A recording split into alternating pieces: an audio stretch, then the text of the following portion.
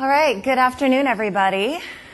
I hope you guys are all enjoying TechEd, and thank you for coming to my session today.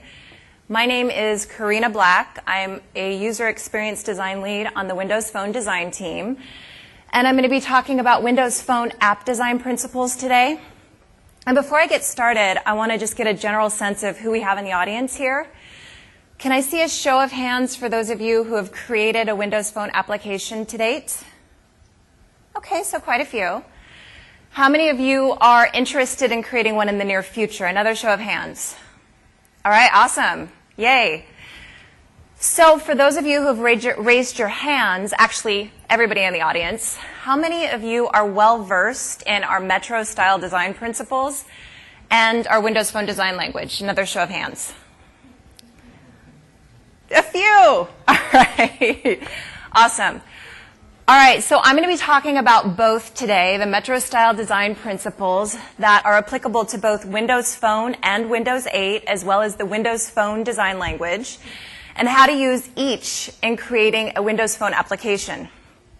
So it should be a great session for those of you creating applications today and those of you interested in creating applications in the future that seamlessly integrate into our app platform. So I'm going to start out with a bit of historical information detailing how we got to where we are with respect to the Metro design principles. And then I'm going to go into the principles a little bit more deeply, as well as the Windows Phone design language. And in doing so, I'm also going to talk about how to apply each in the development of a Windows Phone application. So with that, let's go over influence and history, starting with Bauhaus. The Bauhaus Design School started in Germany back in the 1920s. It's well known for the modern design movement, and it was all about fierce reduction and removal of ornamentation in designs. So for instance, rather than a chair or a building with ornamentation and detailing such as frills, maybe carvings such as flowers, you'll find clean, straightforward lines, similar to what you're seeing on screen right now. It's about a focus on fierce reduction, as I just mentioned, as well as taking a design down to its true essence. It's also about design for the masses, targeting functionality and beauty in the simplicity of the experience.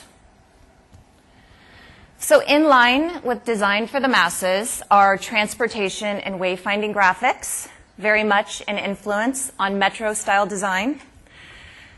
And it's a universal design language used throughout the world to help users, to help people find their way, whether it be Narita, the London Underground, the Library of Congress, or a shopping mall anywhere in the world.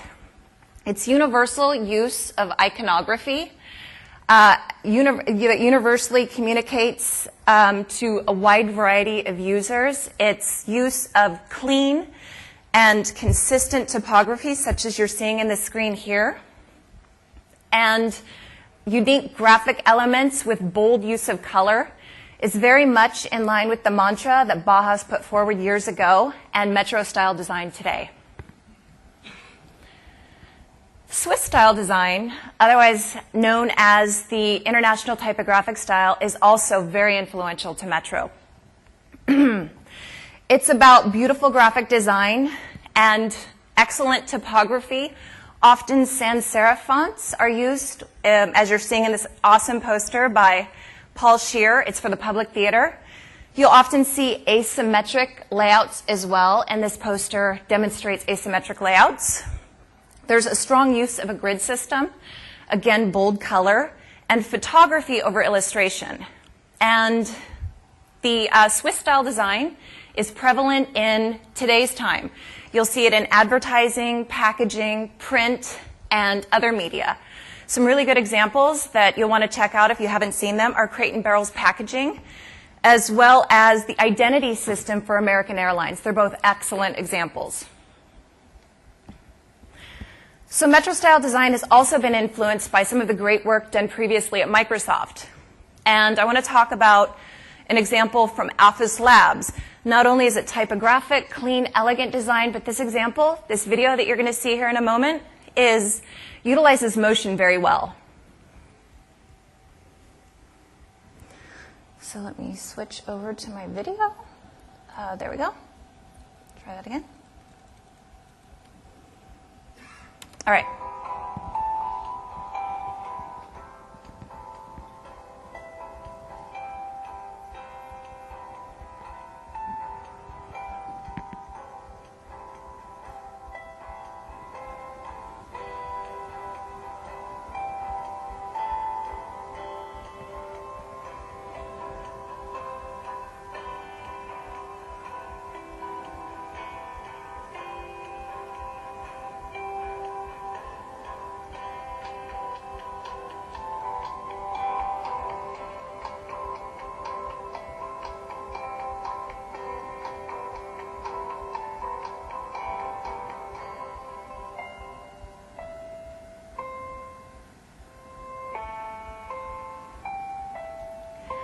All right, so I'm going to go ahead and pause it. Again, beautiful typographic design, clean and elegant. Content is at the forefront, and they're utilizing motion to add delight to the experience and really enhance the usability of the experience as well. And motion is a key element in Metro style design. Another influence from Microsoft is the work done on Windows Media Center, and we're seeing an example here. Clearly typographic. If you look at the start screen there, it's all about type. And there are two axes of navigation, both horizontally and vertically. And if you look at the album covers, it's content first, content that is most important to your users. There's no embellishments or interpretation of these album covers. It's the album covers themselves. This is what users are familiar with, and they want this content. And Zune is very much in line with what we just saw with Media Center. Again, the content is front and center. That's what users want to interact with. That's what they're using your application for. Zune HD is very much in line with this as well, and with respect to Zune HD, we learned about the importance of touch interfaces, as well as using typography in interesting ways to access content on a small screen. And this has led us to where we are today. So Windows Phone, Windows 8, the Xbox experience that you're seeing here are all clearly influenced by Bauhaus, wayfinding and transportation graphics, Swiss style design, and the work done previously at Microsoft. The user experience that you're seeing it's a system. There's a consistency across these experiences, and that system is Metro style design. So while I have you here, I want to stop for a moment. We're seeing the new start screen, and I want to show you a quick video that talks at length about this start screen experience. It's one of the great new features that's coming out with Windows Phone 8. It's also going to be available for Windows Phone 7.5 devices. It's much more personal for users. Users are more empowered to customize their start screen experience than they ever were before. And it's just, I'm absolutely in love with it. So let me show you a quick video that talks more deeply about it.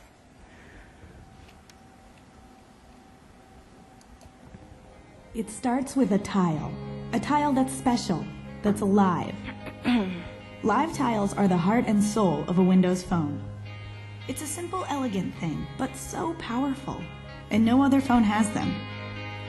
We know that our users really fall in love with their Windows phones, and the biggest reason is that live tiles make the technology disappear, turning their phone into a unique fingerprint that precisely reflects each and every one of them.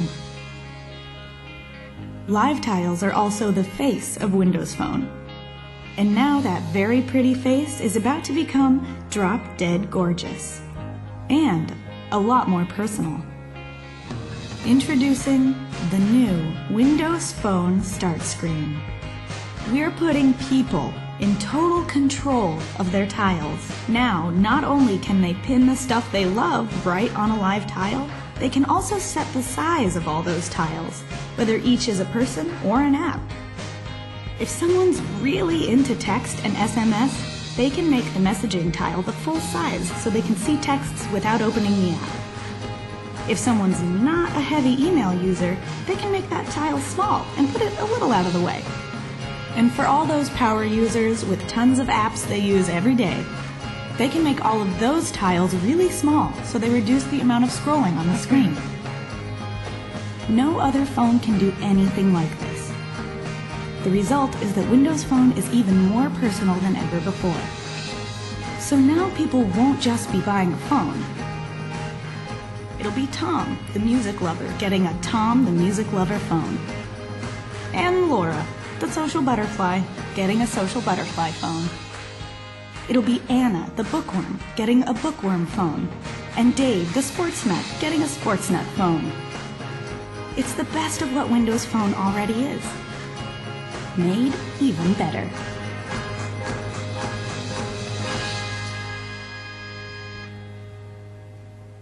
All right. Pretty amazing, right? I'm very excited about this new start screen experience. And sorry to sidetrack a little, but I thought it was important to call attention to it and show you the nice little video that the design studio put together talking about the new experience. It is really compelling, more personal, relevant, and connected, which is, again, very exciting. So back to our presentation. And what I want to do now is refresh the basics, starting with the Metro-style design principles. And what are design principles? Well, they guide creation of a common set of experiences, and it's important to note that they're not a paint-by-numbers solution to design. It's not a book that you're going to be able to open up and it's going to tell you what to do at each step in the design process. It's a framework in which you can think about design, and it's a decision-making tool that you can use throughout the design process. These are our design principles. Again, the same for Windows 8 and Windows Phone, as well as other properties across Microsoft. Pride and craftsmanship, fast and fluid, authentically digital, do more with less, and win as one. So pride and craftsmanship is really about paying attention to the details. The details really are more important than you might think at first glance. And not paying attention to the details can actually harm the usability of your experience. They must be worked into the process from the very beginning. You can't tack on paying attention to the details at the end of the process. Use of a grid system, both Windows Phone and Windows 8 use a grid system, can help you sweat the details, pay attention to those details, help you organize, group, and align information, make the experience consistent from screen to screen, and it can also help you take advantage of negative space or that empty space in your application, drawing attention to what's most important on the screen, that content. Use of typography to add rhythm and structure to an experience is also very important with respect to this particular principle. The combination of use of a grid and attention to your typography to add hierarchy in the information is all about pride and craftsmanship. Fast and fluid has to do with touch interfaces. Touch interfaces need to be fast and respond quickly to user interactions. It's also about adding motion to experiences, motion to give context, to add delight, and to add continuity to an experience. Motion really is much more than visual eye candy. It adds delight, and it can also hint at the user interaction. Take, for instance, our panorama. For those of you that are familiar, you'll find this in the People Hub, the opening experience for the People Hub, as well as our Music and Videos Hub. When Panorama loads, it slides in from the right, and you see the content that is hidden as it slides in initially, and you also see content peeking over out on the right, and it kind of hints to the user that there's content to the right, the left and the right, and if they pan, they'll get to that information. So it's hinting at the interaction, improving the usability of an experience. It really is important. Authentically digital has to do with cloud connected. Our digital experiences these days are connected to other digital experiences. And with respect to Windows Phone, users are going to expect nothing less. They want to be connected to those other digital experiences as well as their information in the cloud. It's also about designing for the form factor and being direct and honest. And what I mean by direct and honest is it's pixels on a screen. It's not about pretending to be something that it's not. It's not about modeling after real-world tools and objects or simulating, again, real-world tools or information. It's not iconographic. What it is like having content be depicted as content really is, and assuming that that content is interactive by default. It's infographic. So do more with less is about targeting your experiences, being good at something. You can't do everything in your applications. You should do something well. It's also about removing the content, or the Chrome, I'm sorry, you want the content there. The content is most important. That's where users are using your application. But rather removing the Chrome, the elements in an interface that are going to distract from that experience. So users can focus on the content that is most important to them.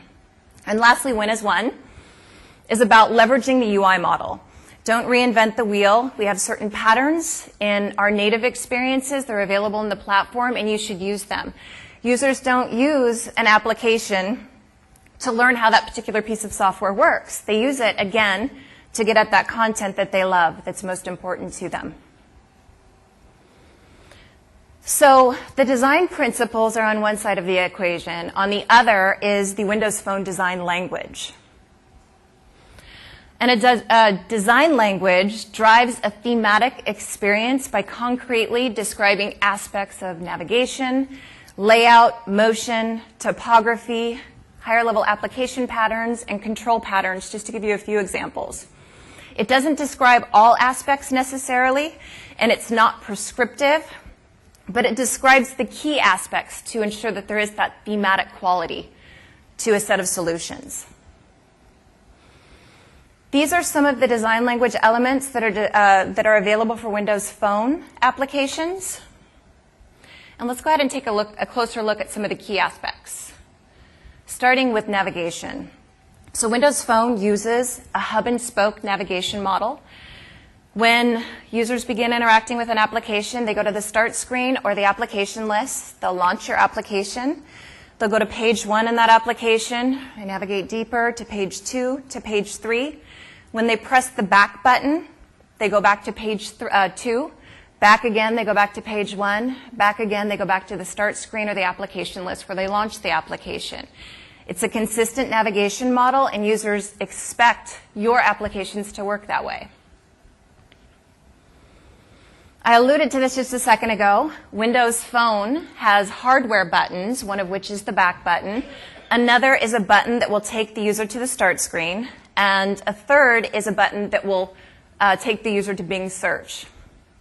I want to call attention to the fact that Windows 8 doesn't utilize hardware buttons such as we see here. So when, with respect to the hardware back button, for instance, in Windows 8 applications, it's going to be important to implement a software back button. So Windows Phone applications also have a unique silhouette, and Windows 8 applications do as well. Windows Phone is slightly different. There's an area for status bar information, such as time of day, the battery life, internet connectivity. There's also space for the content, the meat of that application, as well as an application bar and an application bar menu. In the application bar and the application bar menu, commands are placed that can't be seamlessly integrated into the content space. There's also a grid system that we use in our native experiences. It's the grid that you're seeing here. Again, it does help align and organize information and provide a consistent experience from screen to screen in an application. Our grid system is, again, different from Windows 8's, but we both use grid systems.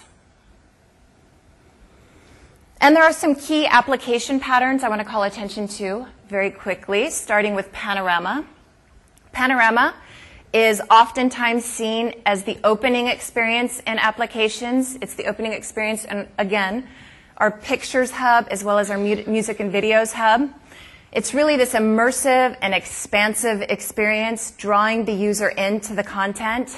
You'll oftentimes take content from various areas in your application and bring it to the forefront here in this panorama. Think magazine cover, similar to a magazine cover. One of the reasons you buy a magazine in a store is because you see the cover on the shelf and you're interested in the content inside. It draws you in. Panorama is very similar. Another core pattern is pivot. It's focused and fast. You'll see it in our Outlook experience. It also is used for opening, for the opening experience in applications. Again, we use it for Outlook. And you'll oftentimes find it deeper within an application as well. In Outlook, it allows you to pivot on the various views on the data set. It can also organize a variety of data sets into meaningful groups so that users can navigate that information. Another really important pattern that we just saw are our live tiles, and Windows 8 also uses live tiles. This is where you can add a lot of life and vibrancy to your experiences. This is where you can bring that personal, relevant, and connected aspects of your application to the forefront for users. When they pick up the phone and open the lock screen, they're going to see the start screen. And here they can see live information about your application, drawing them into that application. This Metro Bar start a tile that we're seeing here is a really good example. So there are several things that they're doing. They're highlighting drink specials, which is very interesting, and they're also highlighting the points that you've earned by visiting their bar. So they're bringing in a little bit of that game theory to bring out the competitive nature of people and draw them into the application and, of course, the bar. Beneficial for both the user and the developer of this application. So next, motion is a very key element in Metro style design. And both Windows 8 and Windows Phone use motion throughout their experiences. The use of motion is different, but motion is very important. It really, again, does add to both the usability and the delight of an experience, provides context, continuity, and delight. With respect to Windows Phone, there are a variety of motion patterns that you'll see in our native experiences, and many of those are available in the Windows Phone Toolkit for your third-party application development needs. And there are 3 examples. I'm just going to give you a quick overview of some of the animations that are available in Windows Phone. Let me step back. This animation here is Continuum.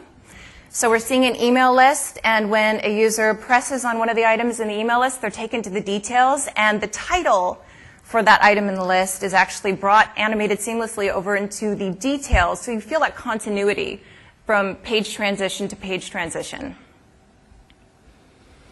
This next animation is Swivel, and what Swivel does is typically used for transient UI, alerts, and message boxes. It seamlessly swivels the UI into place that the user needs to view and possibly interact with.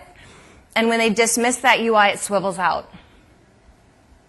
This last one is a slide page transition. And what this is when you navigate from one page to another page in the UI, the new page slides into place. And if you were to press the back button, you would slide back to the previous page. Again, creating that context and that continuity in experiences. So, again, just to readdress what we've just covered, design principles are used to provide a continuity across a set of experiences, such as what we're seeing here on screen. The combination of principles and a design language makes experiences a little more aligned, actually far more aligned, such as what we're seeing in this set of screens from Windows Phone applications.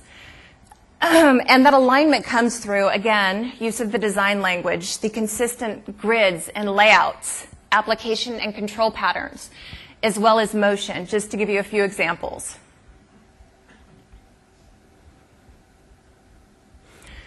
So, we've talked about the history and influence behind Metro-style design. We've talked about the Metro-style design principles and the Windows Phone design language. Let's take what we've seen and use that to develop, or design rather, a real-world Windows Phone application. And there's a process to design, starting with a clear definition of the problem space. It's also important to explore the competitive landscape as well as a variety of design solutions for that particular problem space. In the beginning, you go very broad. And as you get further along in the process, you'll hone in on a specific set of solutions. At this point, it's important to conceptualize and bring to life the more appropriate set of solutions that solve that problem. So to make it a little bit more tangible, it's about understanding who your user is, how they're going to interact with your application, and what their particular needs are. It's also important to get really crisp with respect to the purpose of your application. In line with the principle of do more with less, you can't do everything, so be good at something. It's important to focus.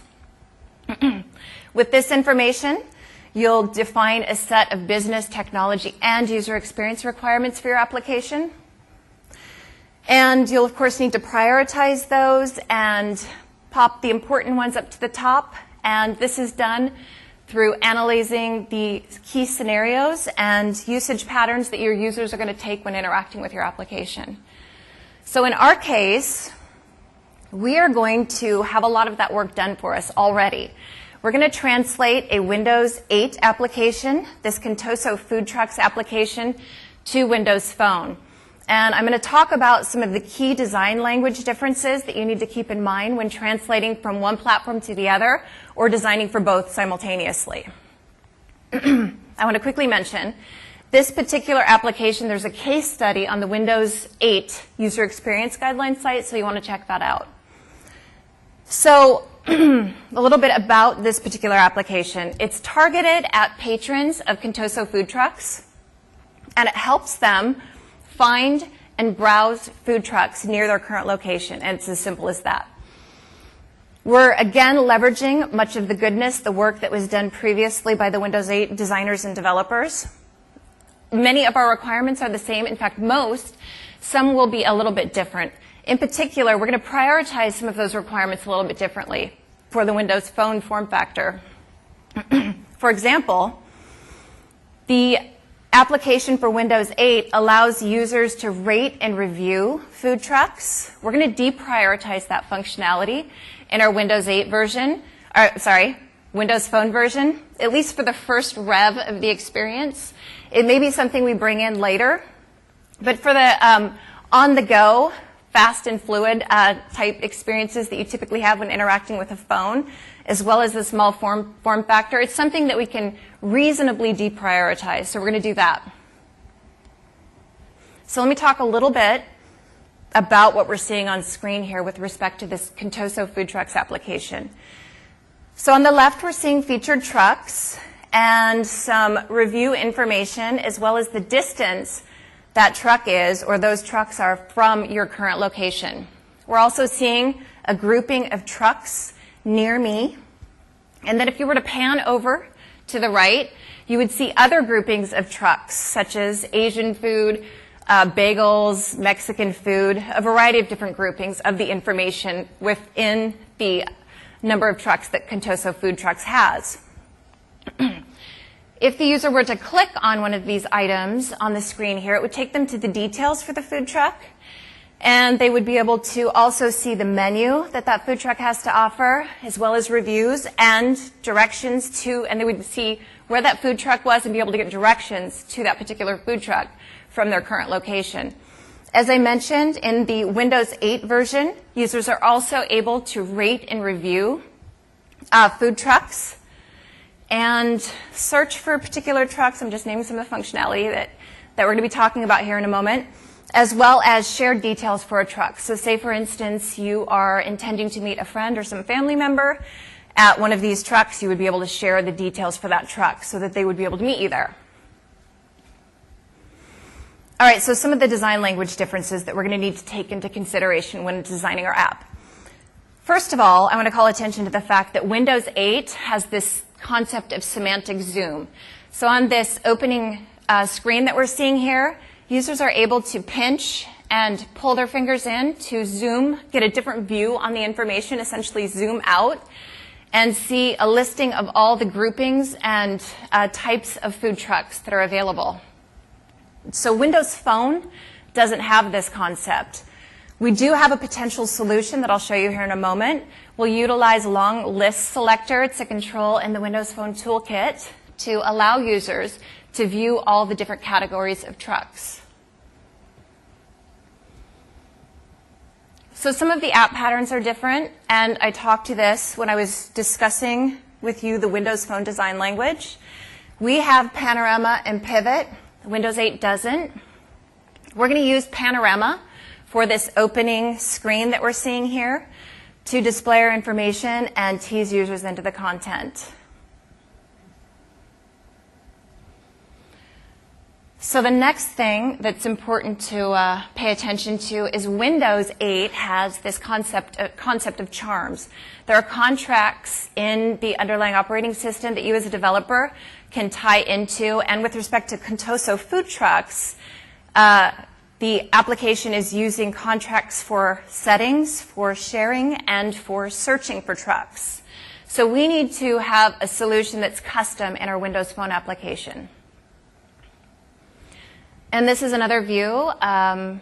If I were to search via one of those charms that we saw on the previous screen, I would see the search UI that we're seeing here. Again, these contracts are part of the underlying operating system.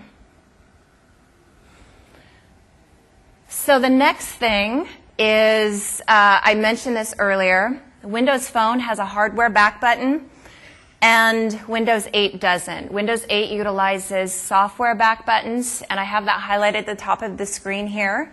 So there needs to be a translation of this software back button to our hardware back button. That's really important to keep in mind. Again, you want to be consistent with the experience that you find in Windows Phone itself. So it's going to be important to modify your Windows 8 version of the application appropriately for Windows Phone.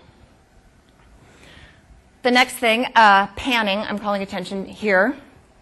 Panning is typically horizontal in Windows 8 applications. In Windows Phone, it's very often both horizontal and vertical, as we'll see here in a moment.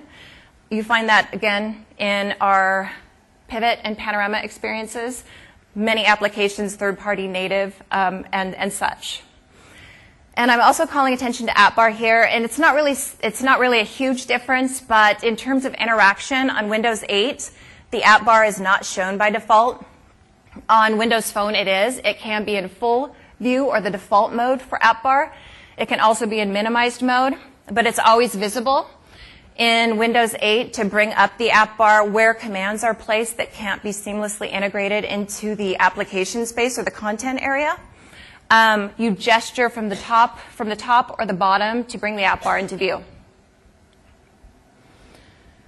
So, with this information, the next step in the process is to work out the information architecture and the content and data for each screen, as well as the flow from screen to screen in your application. I typically start with pen and paper at this point in the process. I recommend that you all do the same. It's fast, it's easy, you can get the information out, you can share it with others and get feedback. I think it's a very viable means of getting started in this process. There are other things that you can use as well. PowerPoint, SketchFlow, a variety of tools. So I'm going to go over to not SketchFlow, I'm going to go over to Expression Design, where I have a couple of versions of my information architecture, again, the data for each screen and the general flow from each screen outlined. This is an image, basically the same image that you just saw in the PowerPoint deck a moment ago, but I've sharpened it a bit too much, so it's not looking quite as good. But let's talk about the details that we're finding here in our application. So we start out, again, I did this with pen and paper, super fast, to get the information down so I could start analyzing it and iterating on my experience. So I start at the start screen, And as I mentioned, we're going to use Panorama for that opening screen. This is Panorama here, and we have featured content very similar to what we saw in the Windows 8 version of this application. Nearby trucks, as well as all trucks. Again, Windows 8 has that semantic zoom functionality. We don't have it in Windows Phone. Long list selector, in this particular case, can work to simulate, in my opinion, that semantic zoom functionality. And I've modeled it here. This is a group header for a grouping of a certain set of trucks. When the user clicks on that group header, they're going to be navigated to a screen, and hopefully this is clear. If not, I'll explain it, that provides other group headers for the categorization of trucks. And if, let's just imagine this is A, B, C, D, E, F, G. That's actually what it is, although you may not be able to see it. If you were to click on one of these items as a user, it would actually navigate the list to that content so that you could scroll that information and view that information quickly and easily. I also talked about search in the Contoso food truck version, Windows 8 version of the application. We have to create a custom search experience. I've added a search button to my app bar. And when that search button is clicked, I'm going to be navigated to a search page where I can enter my search criteria. And when I hit return, I'm taken to the search results. If I were to select a particular result, I would be taken to a pivot experience. That's what we're seeing right here in these three screens that contain the details for a particular truck. The same would apply for clicking on any of the items in this opening screen. Featured trucks, nearby trucks, or an item in this list of trucks in this categorization UI here. So I'd be taken to the details and be able to view the details as well as ratings, the overall general ratings for that truck. I would be able to see the location for that truck in relation to where I am. And if for some reason I wasn't able to view my current location, I could click on this Me button, and it would bring me into view as well as the location of that truck, so I could see them both simultaneously on screen. And there's also driving directions in the app bar. If I were to click on that button, I would be navigated to a screen that presents me with driving directions to that particular truck. Reviews are part of this experience, and you would be able to examine the reviews for a particular truck. And in the initial iteration of the application, the information architecture and flow, I had the ability to add a review in the UI. We see that in the app bar here. It's something we're deprioritizing in this particular application that we're building. So in later iterations on this information architecture, you'll see that it's gone. There's also the ability to sign in. It's a menu item in the app bar, and that would take you to a screen that would allow you to sign in. And the same would apply at the Panorama, that opening screen level. There was a sign-in button in the menu bar, and it would navigate you again to that login screen. And so that is the first iteration of my application. Again, the information architecture flow.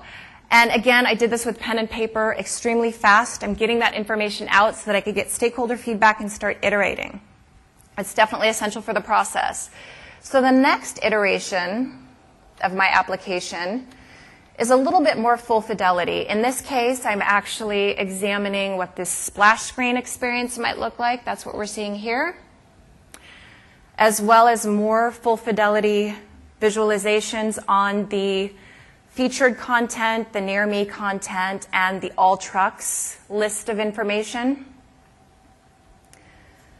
So again, this is long list selector, and I'm displaying the categorization of trucks here in long list selector. And as a user, again, if I were to click on one of these group headers, it would navigate me to a page that allowed me to select a particular category, and it would scroll that list of information on the previous screen to that set of results. I also have, in the previous featured content, I really want to talk about the importance of this iteration, the process of iteration in the design of an application. This really is important. It's really about sweating the details, getting the experience top-notch for your users. So what we're seeing here is I'm showing one featured content item. In the Windows 8 version, there were several featured content items. For the Near Me information, it's showing several Near Me items, and it scrolls horizontally, which is something that works seamlessly in panoramas. And then down here in the truck details, again, more full fidelity. And I don't think there's anything else interesting to talk about here. It's pretty much the same as we saw in my pen and paper version of the information architecture. So let's take a look at the final version. In this final version, I'm starting to detail out the experience for my live tiles. Live tiles are where you can really add a lot of user value to your application, draw the user into your experience. So in the case of Contoso food trucks, we have, if the user were to pin the application to their start screen, the default image, of course, would be the truck, which is iconic for Contoso food trucks. And the live aspect would be displaying some deal of the day for the featured content area. We've also finessed our splash screen and the content on the opening screen. So here in Near Me, the rest of the content is the same, but in Near Me, the information is now organized vertically. So you scroll vertically to navigate that information. And the reason that I did this is because there may be many Near Me trucks, and it's not ideal to navigate horizontally in Windows Phone to view all of those trucks that would be near me. It's more consistent with what you find in our native application experiences when there are many near me items, in this particular case, to navigate vertically. So we've changed the layout of that information. And another thing that we've done in our description information for our truck, we've also added a deal of the day section to this page to help get users to go to the particular truck. There's also, we overlooked this. This was actually in the Windows 8 version of the application, and it's a really important aspect of this particular user experience, the ability to view the menu for this particular truck. So we've added that into our information architecture. And we've done a lot of changes to the location details for the truck. So before, we were using UI that looked very similar to mapping UI, and there are a lot of problems with those similarities. Users are potentially going to expect that they can navigate and pan on that map, and panning around on a map that's hosted in a panorama or pivot is really going to conflict with the gestures for that panorama or pivot. And we definitely don't want that. It's going to create a bad user experience. So we've changed the design so it doesn't look like a typical map that you could interact with in such a way. And it's a screenshot of the current location for the truck, essentially. You could think of it that way. And we've added some other interesting information. We've added the ability to click on this call work. It's an interesting label. It should be call truck. Information here to call the truck. Maybe you have a question. Maybe you want to ask if they're still there. You can also view their website or send them email. Driving directions to the truck location from your location still exist. You can see that command in the app bar here. And we've added the ability to share truck details, that location for that truck. It was an oversight in those previous iterations of our information architecture. It's important. You're likely going to want to share the details for a particular truck so your friends or your family can meet you there.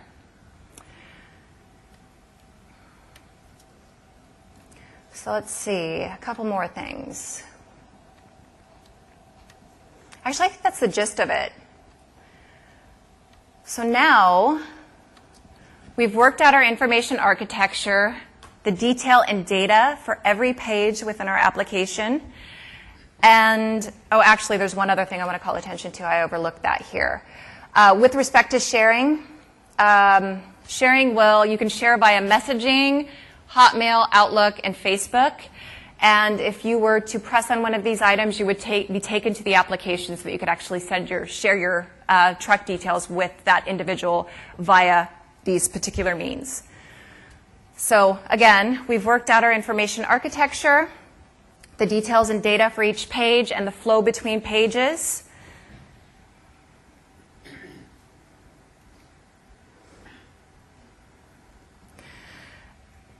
And now, the next step in the design process is to continue refining and actually commit that experience to working code to implement that experience so that you can deploy it to the device and do user testing and further iterations and improvements to that application. So what I want to do now is I want to take you to a working version of the application as well as expression blend. Let's try this again.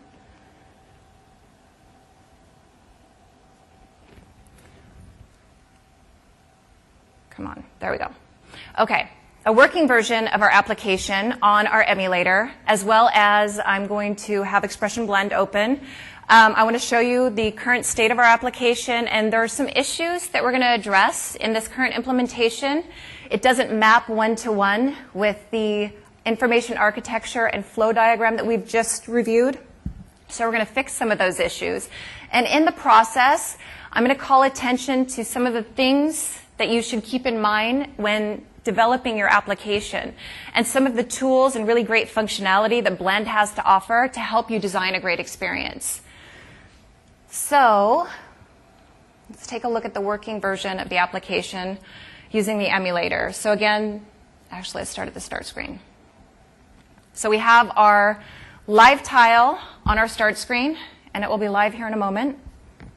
It's live, so 2 for 1 at Bagler today. If I were to press on this, because I want 2 for 1 at Bagler, I would be shown the splash screen for Contoso food trucks, and then the application would be brought into view. I see the featured content. I can pan over to the right or the left. Let's go to the right. On the right, I'm seeing the near me information, and again, it scrolls vertically, allowing me to display multiple items in this near me list.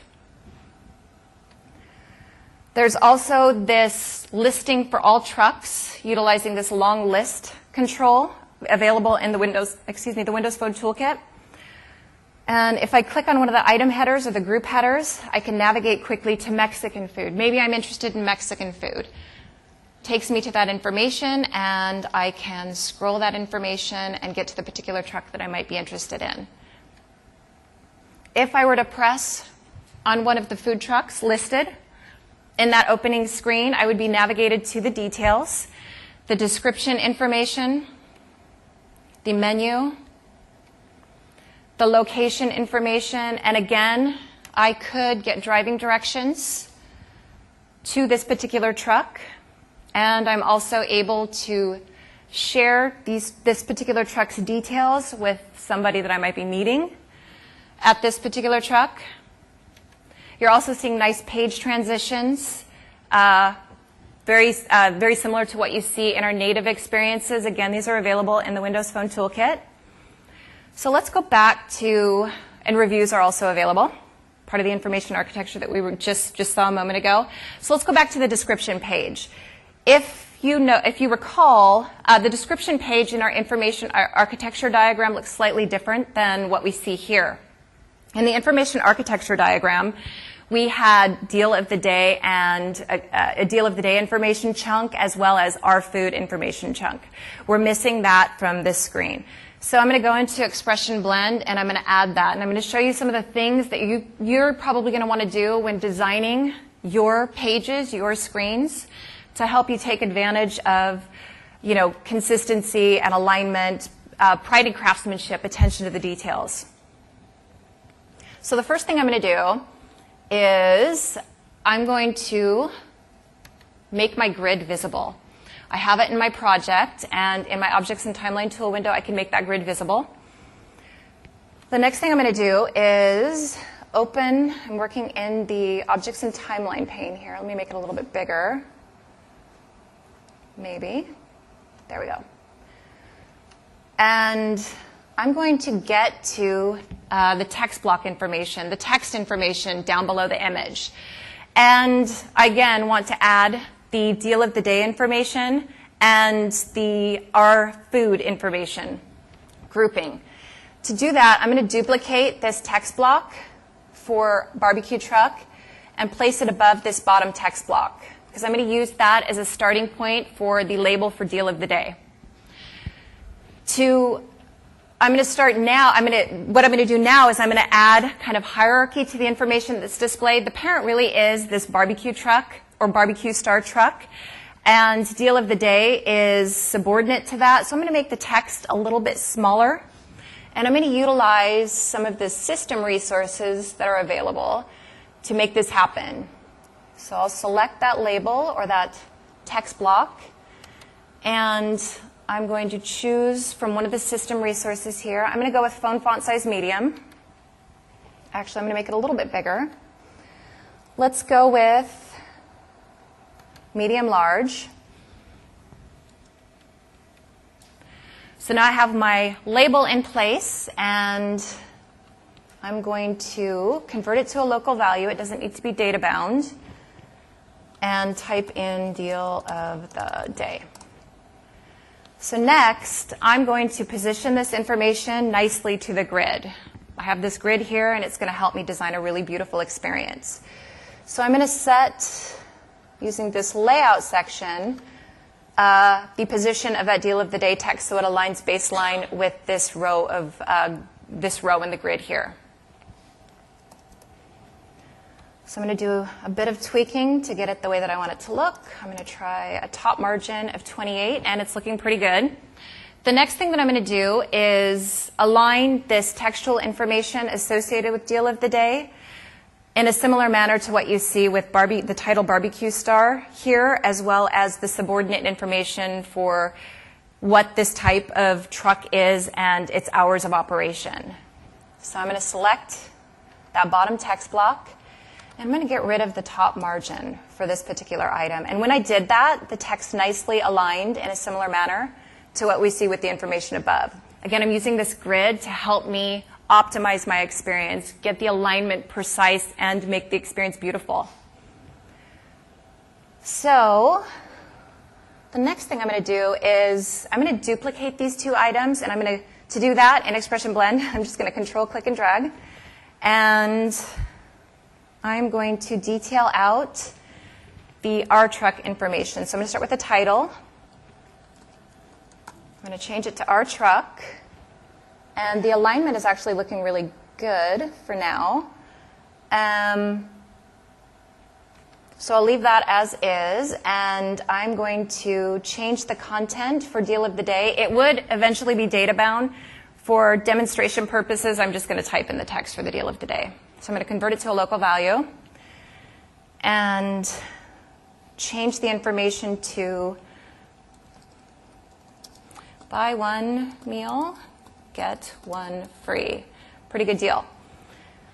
And I also want to change the foreground color for this item so that it maps to our highlight color, which is this green that you see here. And I'm using this color picker and mapping that text to the color for the stars. So I have that looking pretty good. So now our truck information is not aligning nicely to the grid. I actually want to move it up a little bit. And the problem is this text block here has a height set on it, so I'm going to auto size that text block, and information shifts up as I expected. The next thing I'm going to do is I'm going to shift our truck up a bit by setting the top margin to 8. So now it's nicely aligned to the grid. If I turn my grid off, I'm going to go ahead and collapse it. you'll see that we have all of the information that we had in our information architecture diagram now incorporated into our experience. To get that hierarchy in the information display, we utilized both our grid and system resources to help us make this happen quickly. And Expression Blend made it very simple to utilize those system resources. So next, let's go ahead and run our application. Actually, let me go back to the application. And if we go back to the opening screen, you'll see that we're missing our search command in our application bar. Clearly an oversight in this particular version of the implementation. So I'm going to add that back. And Blend makes it really easy to add your application bar. So the opening panorama is in mainpage.xaml. So I'm switching over to that tab. And I'm going to select this top node, phone application page, and type app bar over in my properties window search box, or APP. And it brings up the application bar properties. And I'm just going to click on new. And an application bar is generated for me. The next thing I want to do is I want to add that search button. To do that, there's this button collections item. There's also a menus collections item. I don't need to add a menu for my particular application, but I could do that if it was appropriate. And again, I don't need to. So I'm going to add my button and add my application bar button. And over in the properties section, there's this icon URI, and I want a search button. So I'm going to select, there are a variety of icons that you can choose from by default that map to our native application experiences. I have my search bar already referenced in my application, so I'm just going to use that icon. I can also point to a custom icon if that's most appropriate for my particular scenario. I'm going to also add text for my button, and the text is appropriately called search. And if I hit OK, my button is seamlessly added to my application bar. And if I were to run my application by hitting F5 from Expression Blend, you'll see that my app bar is in place. The color's not looking right, though, so we'll fix that here in a moment. And if I expand, you'll see that the helper text search is visible down below. I would need to hook this up in code behind, and I actually have a commented out version of my app bar, which I will uncomment in a moment. But I first want to show you how we're going to fix the color for our app bar. To do that, I can change the background color. I could also change the foreground color if that was appropriate. In this particular application, all I want to do is change the background color. And I have a color in my resource dictionary for my app bar that I'm going to reference. I do that by clicking this little square that you see here that my mouse is over. And I'm able to access my local resources. And again, I have an app bar color in my resource dictionary that I'm going to leverage. We didn't see a lot of change there, but I am referencing that color now. And resource dictionaries are really great for placing styles into, colors into, and maybe retemplating of controls, items that you're going to reuse over and over across your application experience. In the case of this color, I'm using this application bar color across my application, so it makes sense to place that as a resource in my resource dictionary.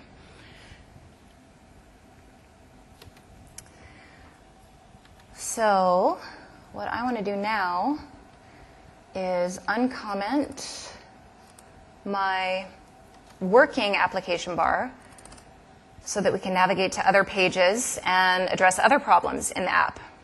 And I'm going to go ahead and delete the application bar that Blend just generated. And I'm doing that in XAML view. And I just want to mention just real quickly, when I'm working in Expression Blend, I work interchangeably between the design view and XAML view, so that's why you're seeing me do this. Let's go back to full screen and Control-0 to zoom out. If I hit F5, we can take a look at the current state of our app.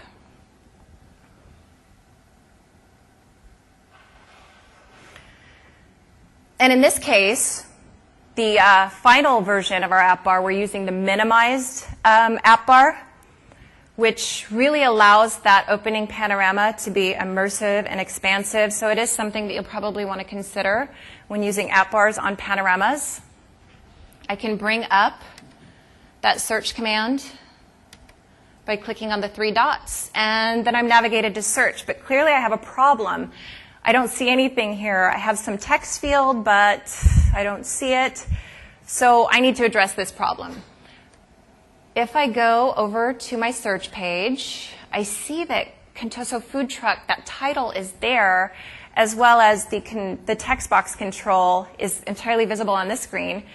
So I'm wondering what the problem is. In Expression Blend, I can actually explore theme settings. These are user set theme settings, so users can customize the background color from a dark to a light color, as well as the accent color in an application. And I can explore those combinations and the effects on my app using Expression Blend. And so that's what I'm going to do here. I am going to go from the light theme to the dark theme and see what happens. All right, my text information disappeared. My text box control is still visible, though, which is interesting. So in my version of Contoso Food Truck, I have chosen to hard code all of the colors in the application for branding purposes. Another option is to map to the system resources for colors. And by doing that across your experience, as users change the theme, your application is going to respond to those color changes. And it can provide a really cool experience for users. If you have certain branding needs, it may not be appropriate. In that case, you're going to want to hard code all of the colors, or at least test your application to ensure that theme settings are not going to make your application unusable, as we just saw. So I'm going to go ahead and hard code the color for my application title here. Right now, it's mapped to one of the system color resources. As I mentioned, it's mapped to the phone foreground color. I'm going to click on this editor tab and map the color to black. So now it's visible. And I'm going to go ahead and run my application again.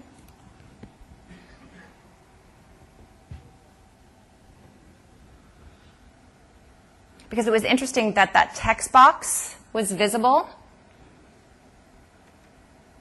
on the design surface, but when I come to the actual search, the live search screen, it's no longer visible.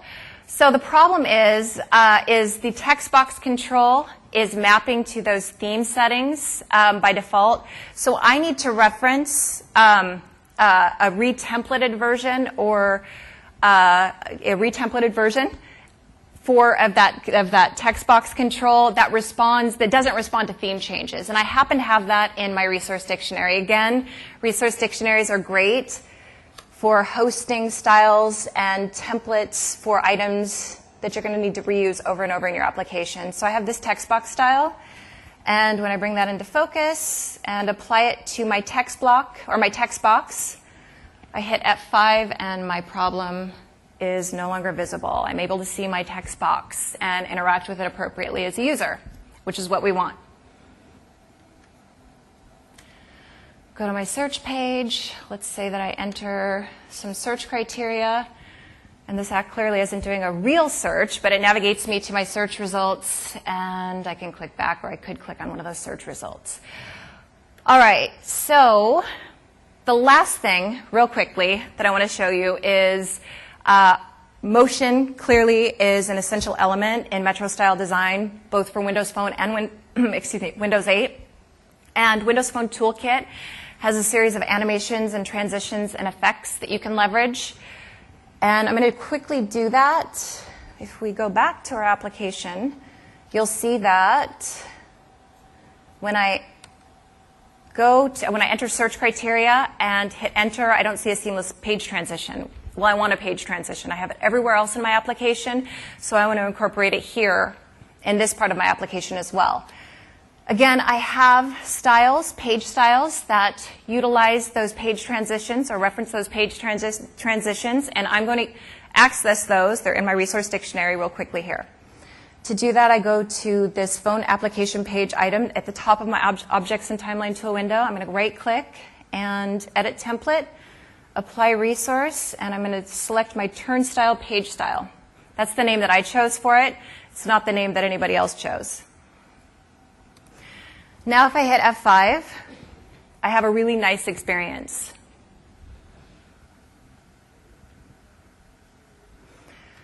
I have all my information displayed here, my long list selector that is serving the same purpose as semantic zoom in my Windows 8 application. I have my application bar with my commands for search. Windows 8 would use the charms bar. I'm able to search for a particular truck, and when I do, you see nice page transitions. Overall, it's a great experience. So let's go ahead and step back. And the last thing that I want to talk about quickly is taking your application experiences to that next level. There are many ways that you can do it. I think this sailing example that we see here is very representative of taking an application to that next level. There's great branding up at the top here. The color in the branding is carried on throughout the application experiences. We see it over here in the ratings. We also see it here in the route for this particular sail that this individual might take. We see it in the wind information. There are also interesting infographics for the route that really adds that extra special quality to this experience, as well as an interesting infographic for the wind information. And then, of course, there's a beautiful background image of a sailboat in the background. Another way to take your experiences to the next level is by utilizing custom motion. And we're seeing a great example here in this Metro Bar application. It's beautiful motion. It's enhancing the experience, drawing the user in. And it's really unique and branded. So those are just a couple of examples. It's up to you to really take it to the next level with your applications. Really think about how you can create that branded and custom experience. Utilize what you find in our native applications. Make sure that your application is consistent where it's appropriate. And with that, are there any questions? I do have a phone that I want to give away as well. Don't let me forget. I think we have like 10 minutes for questions. So does anybody have any questions? Yes. Maybe it's not so about design activities. What would be experience about developing for 8 and for 7.8? Will be there some difference in how we are creating this screen and will be available in 7.8? So can I try to summarize the question? I think I heard you. What are the differences when developing an application for both Windows 8 and for Windows Phone? Was that the question? Do I have that? No, that's actually like developing for phone 7.5, 7.8, and for phone 8. Oh. So will there be some difference in the process at all? Excellent question. I am really not the right person to answer that question in terms of the technical differences between the two, so I apologize. Really good question. Shoot me an email. I can give you my card after, and I can find somebody to answer that question for you. So any other questions? I covered a lot of information very quickly. Yes?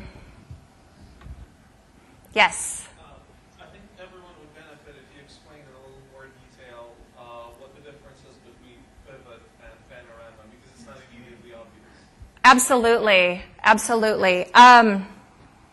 So let me know. The question is, the request is, explain the difference between panorama and pivot.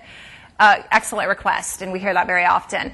So let me know if this answers your question well. So panorama is really like a magazine cover, right? With magazine covers, it's highlighting interesting tidbits of information within that magazine. It's bringing it to the forefront to draw the user into that experience. It's not presenting everything. The intent is to really highlight those interesting aspects in that experience, give users information that may be more personal, relevant, and connected for them, again, to draw them in. It is something I think is more appropriate to design last in your experience. So once you work out your information architecture and your flow, then it's time to think about, and the data that you're going to display in your app, then it's time to think about how you can utilize Panorama to really highlight that interesting information.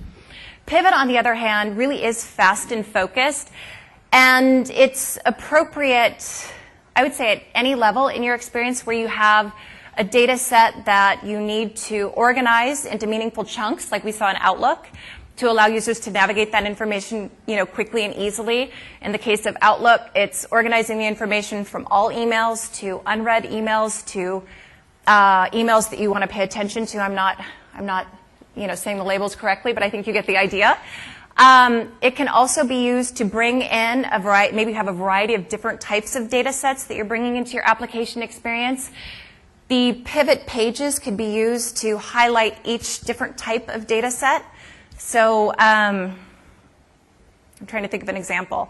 Maybe you're organizing information from Facebook and Twitter and from your contacts list. Maybe you have a page for Facebook, and that would be one pivot item, a page for Twitter, that would be one pivot item, and a page for your contact information, that would be another pivot item. It really is about that fast and easy to navigate experience. And again, Panorama it's highlighting the interesting aspects in your application and bringing it to the forefront, again, like a magazine cover. So did that answer your question? Yeah. Okay, thank you. Yes?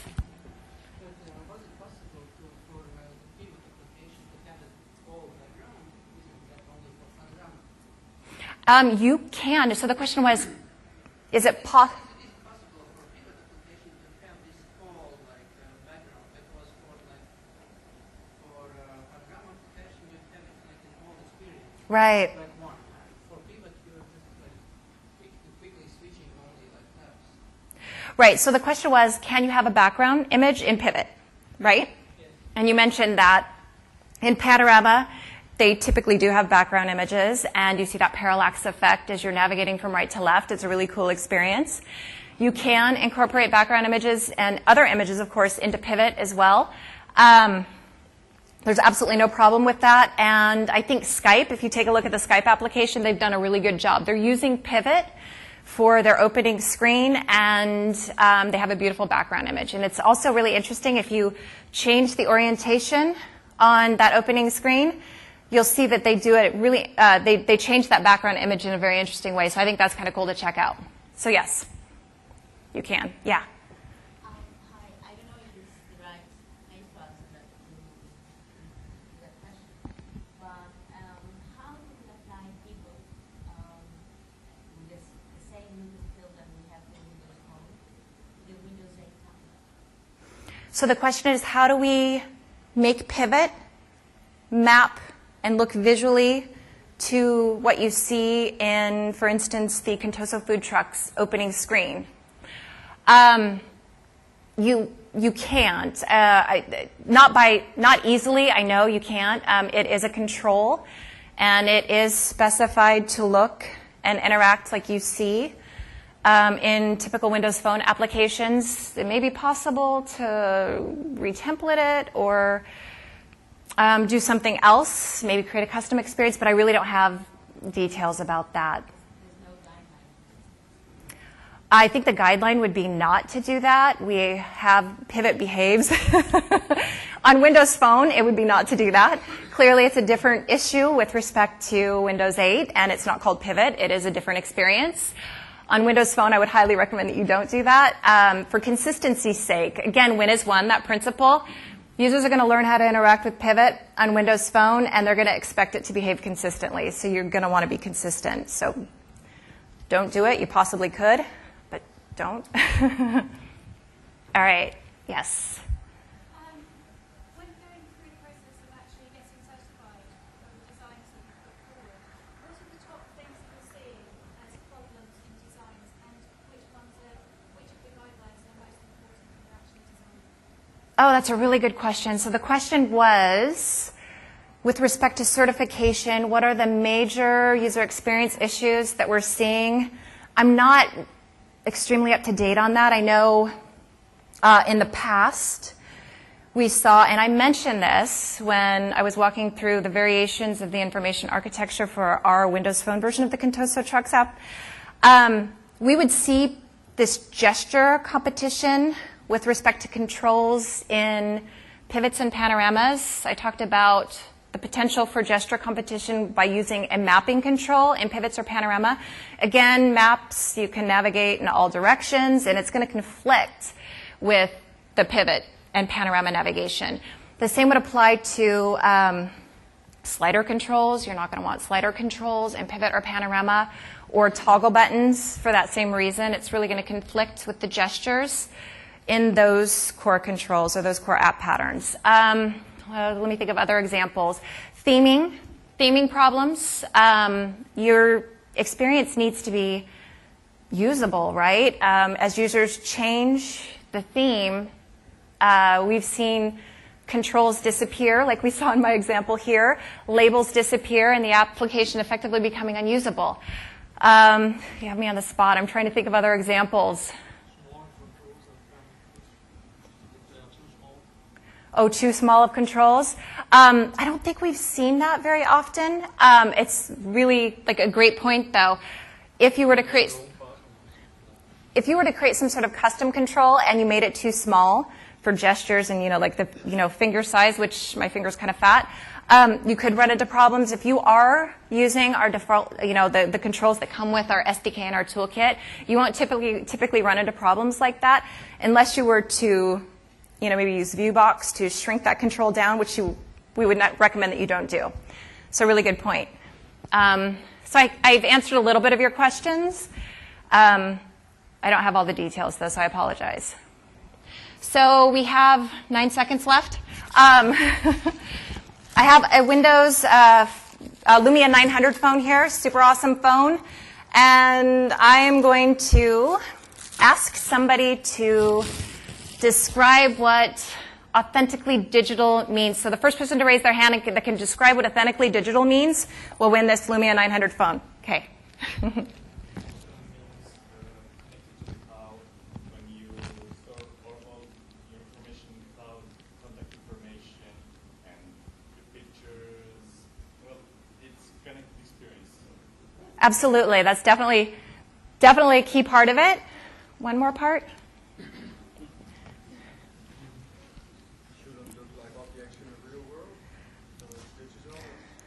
Yeah, it's a combination. You guys both kind of answered the question, so now I can't cut it in half. How about we do one more question, or one more? I wish I could magically duplicate this, but I can't. How about somebody describe what? How about not pride and craftsmanship? Oh my gosh, it's jumping out of my head. How about pride and craftsmanship? What does pride and craftsmanship mean? There are 3 things that I think are really important to pride and craftsmanship. First person to raise their hand. Nobody. One person, okay. Yep, that's one aspect. So what are the other elements that are aspects that I mentioned? Oh my gosh, I'm making these too hard. I'm sorry, you guys. All right, so we're out of time. Let me think of an easier question. How about what does win as one? First person to raise their hand. What does win as one mean? What's that? Oh, that's